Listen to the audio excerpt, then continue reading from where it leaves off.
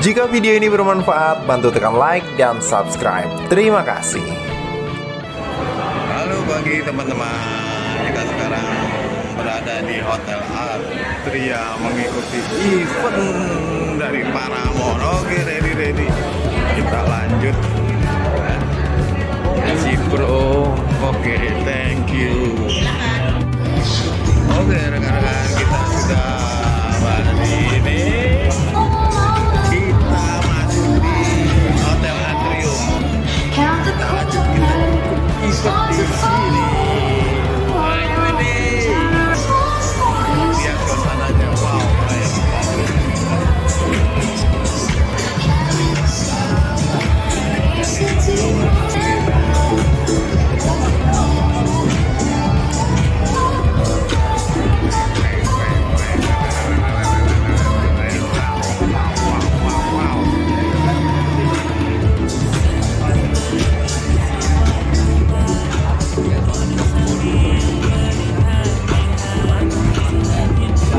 lihat dulu videonya ya supaya teman-teman semua bisa lihat gambarannya seperti apa kawasan kita ini. Oke, silakan.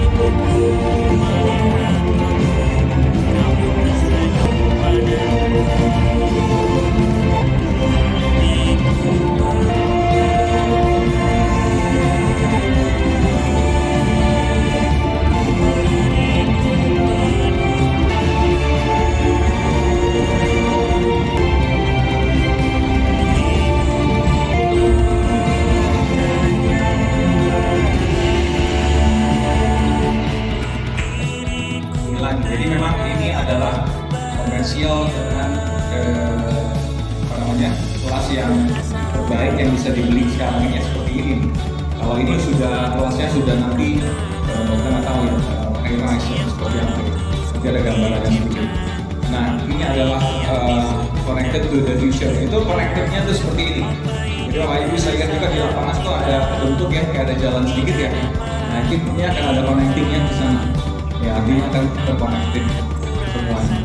Kemudian establish ekosistem dan captive market.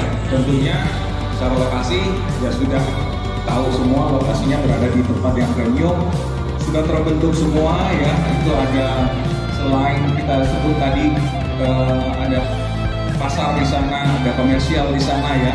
Selain itu juga sudah terbentuk nih jaringan-jaringannya. Kalau misalnya kita kemarin area-area baru kita itu kan sebenarnya ada beberapa yang tempat huniannya tidak sebanyak yang sekarang. Kalau sekarang ini sudah ada semua. Ya di bagian belakang sini sudah hidup nih perumahannya. Ya bukan sesuatu yang baru yang akan dibangun, ini sudah terbentuk semua. Jadi ini kita sebut establish ecosystem dan captive market. Ya captive market juga lokasi dan harga transaksi seperti itu. Kemudian visionary mixed use destination. Tadi saya sebutkan bahwa fungsi bangunan yang ada di sini semua yang the bestnya atau memang yang terbaik yang bisa yang kita keluarkannya adalah visionary mixed use destination. Jadi di sini akan ada tentunya juga bentuknya tentunya berbeda, sesuatu yang baru selalu kita hadirkan. Dialognya juga luasannya juga berbeda ya. Kemudian ini ada super anchor tenant ini. Sangat jarang kita mengeluarkan satu produk listrik itu dengan entertainment sebesar ini ya Pak Presiden. Nah ini merupakan sebuah visionary mixed use destination yang kita mix sedemikian rupa ya akan menjadi sinergi satu sama lainnya. Kemudian di sini curated tenant strategy ya tentunya kita mencari tenant seperti yang Bapak Ibu tahu ya Grand lagi akan di sini dan akan ada lagi beberapa tenant lagi yang akan ada di sini dan ini semua tentunya akan kurasi dan tidak semua boleh masuk, artinya menjaga kualitas kawasan ini. ya. Kalau kan nanti semua salah-salah dan bentuknya juga nanti destinasinya tidak menarik, ya, tidak seperti yang diharapkan Bapak Ibu sama nanti yang pembeli dari bisnis love-nya. Jadi kita akan kurasi benar-benar.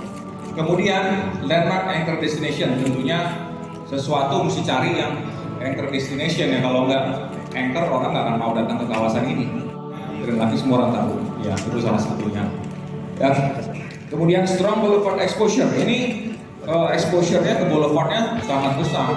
Ya ini 45, row 45, Bapak Ibu sudah tahu ya, main boulevard tidak lagi seperti ini ya.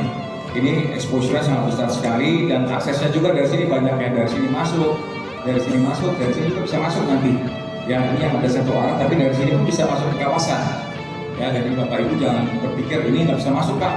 Ini bisa nanti dari sisi yang pojok ini benar-benar untuk kawasan khusus untuk kawasan VCP bisa masuk dari situ.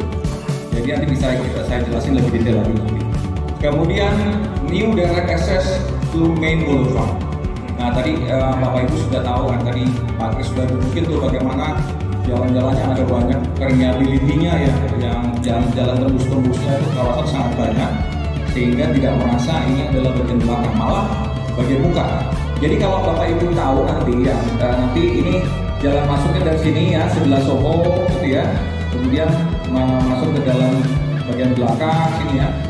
Nah ini main akses dari Grand Lake itu nanti berada di situ ya, berada di sini nanti. Jadi bukan berada di bagian sini, kayaknya akan ada akses. Jadi tetap akan ada dua akses, depan dan belakang.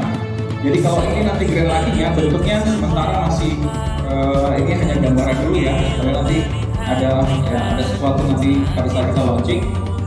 Ini sisi yang untuk drop off-nya yang utama itu di sini. Jadi Bapak Ibu jangan merasa ini ada bagian belakang, bukan, ini bagian depannya nanti. Ya, nah ini akan ada akses juga tentunya dari sisi belakang. Ya, tapi ini secara bentuk pun nanti ini bukan terlihat belakang, karena ini memang lebih nanti frontage-nya pintu masuk nanti akan kelihatan langsung, belum lakinya juga akan terlihat. Artinya ini semua masuk dari segala arah istilahnya, tidak ada yang depan dan belakang. Ini saya jelasin tadi ya. Lagi menambahkan sedikit. Oke. Grand Lake itu memiliki semi basement parking juga ya Pak? Yes. Jadi kalau Bapak Ibu khawatir parkirnya di mana gitu ya, ini akan ada semi basementnya. Maka kita berpikir jadi basement beneran ya. Tapi artinya untuk parkir Bapak Ibu jangan takut, ini akan ada parkir sendiri dan itu basement. Ya. Oke ya, cukup jelas. Next. Victoria Central District ambience. Nah ini ambience-nya. Nah, dalam membentuk suatu kawasan tentunya kalau kita mau membuat berkualitas kawasan itu tentunya kita cari bentuknya yang menarik ya. Dan kita sebut ini Victoria Central District. Jadi kita mencari juga supaya orang gampang Victoria, ya. Victoria di seperti apa ya, yang mereka seperti apa, gambarannya kira-kira seperti itulah. Ya jadi makanya ada gambaran di sini sedikit. Kemudian kita untuk mengingat orang, kita bentuk V-nya itu benar-benar V-nya itu Victoria itu kita tetap jaga nanti. Artinya orang destinasinya orang itu yang mana yang V itu yang banyak V-nya itu Victoria Central. Jadi orang penanda itu penting sekali ya untuk kawasan. Nah ini kita sematkan di sini, termasuk juga kawasan itu supaya orang datang pasti yang menarik ya. Kalau nggak menarik pasti males banget. Nah ini tentunya kita buat sangat menarik ya, dengan gaya-gaya sedikit bricks ini nanti kita akan jelasin lebih detail. Tapi yang penting kita membentuk kawasan itu bukan serius, tidak ada masalah dari sisi creative dan segala macam membuatnya menarik. Oke, next coba ada lagi gambaran lain. Nah ini gambaran lain ya, bagaimana dia nanti akan ada dua, ini akan depan belakang ya, depan depanan ini. Sorry. Ini akan studio lobby CK ya, tapi yang kita launching sekarang yang ini kita bentuk desain baru yang kita sebut your own style ya, kita bisa membuat sendiri. Oke, next. Ini benar-benar nanti sesuatu yang orang mengingat dan sesuatu yang keren. Ini caranya ini mengarah ke sini. Ini yang marketing feature marketing galerinya ini contohnya yang ini loh kemarin ya. Ini contohnya. Oke. Next. Nah, dalam mendesain tentunya atau merancang kawasan, tentunya kita pastikan nih, karena kita produk kita ini bukan asal-asal. Produk kita ini sudah benar-benar yang bagus. Ya, jadi konsultan atau perencana yang kita pakai pun bukan yang biasa-biasa. Ya, kita cari yang benar-benar berpengalaman, yang punya nama pada saat orang beli bangunan tersebut pun merasa, wah ini didesain oleh arsitek yang terkenal, ya. Abu Dhabi ini sangat terkenal di Indonesia. Nah ini kenapa kita pakai mereka supaya yang beli nanti pun percaya diri bahwa yang desain ini juga sudah biasa mengerjakan proyek-proyek besar, komersial besar sudah biasa. Nah ini tentunya kita pastikan yang perencanaannya pun yang terbaik. Oke, next coba lihat. Ini khusus untuk bisnis love ya. Ini mereka sudah banyak sekali award yang mereka punya tentunya ya. Mereka sudah memiliki award architectural award itu berapa banyak ya? Cukup banyak ya. Nanti bisa dilihat, kita bikin nanti CV-nya atau Bapak Ibu bisa lihat dari websitenya sendiri ya, bagaimana dia sudah banyak sekali untuk bisnis kawasan yang terkait dengan komersial maupun yang lain-lain juga banyak ya. Next coba lihat. Next ya, ini gedung-gedung tinggi pun mereka sudah mengerjakan, jadi nggak ada lagi alasan takut bahwa ini misalnya tidak akan bisa tidak berkualitas gitu ya, jangan diragukan lagi ya Bapak Ibu ya, konsultannya yang terbaik. Oke, next. Nah kita mulai ke Victoria Business Law ya, seperti Bapak Ibu nggak bingung, kita pertama-tama yang besar dulu Business Law. Next. Nah ini ada dua sisi ya Bapak Ibu ya. Sisi yang nanti akan ada di bagian tengah itu ada akses ya, bagian dalamnya yang langsung ketemu nanti dengan anchor tenantnya ya, lagi tersebut. Nah ini satu wing ini ada 9 unit ya, ini 9 unit kanan kiri, tingginya 6,5 lantai. 6,5 lantai sebenarnya 7 lantai sih, cuma kita bilang setengah lantai supaya tidak nanti merasa tertipu ya. Itu ada mezanin di sana, kita sebut setengah lantai di situ. Padahal sebenarnya kalau dibilang secara tinggi ya 7 lantai. Ya. Kemudian bagian dalam pun ada basementnya, ada semi basementnya. Bapak Ibu udah melihatlah bagaimana Maggiore Business Law kita. Nah, itu seperti itu, tapi lebih baik lagi. Kira-kira begitulah. Ya, supaya dapat gambarannya Business Law-nya. Nah ini bedanya dengan MBL ya, Maggiore Business Law. PBL ini bagian lantai satunya itu tinggi kita bikin ya. Kalau lantai satu di MBL itu kan terasa 5 meter ya, 5 meter memang tinggi, sangat tinggi di sini. Tapi kita buat ada mezanin di dalamnya supaya ini frontage-nya lebih tinggi lagi gitu kan. Jadi kalau Bapak kan melihat kalau di jalan tuh pinggir jalan tuh kelihatan benar-benar besar sekali, proyeknya besar. Nah ini akan membuat bisnisnya juga lebih baik ya, secara komersial lebih baik, lebih terlihat lebih besar gitu. Nah ini kenapa kita buat dia ada mezaninnya, karena itu idenya harus tinggi. Ini sekitar 7 meteran, 7 meteran. Oke, ini sebagai gambaran. Nah ini urban lantern facade itu apa sih? Ya, konsep ini kita buat dia harus bisa mengiluminasi seluruh kawasan ya.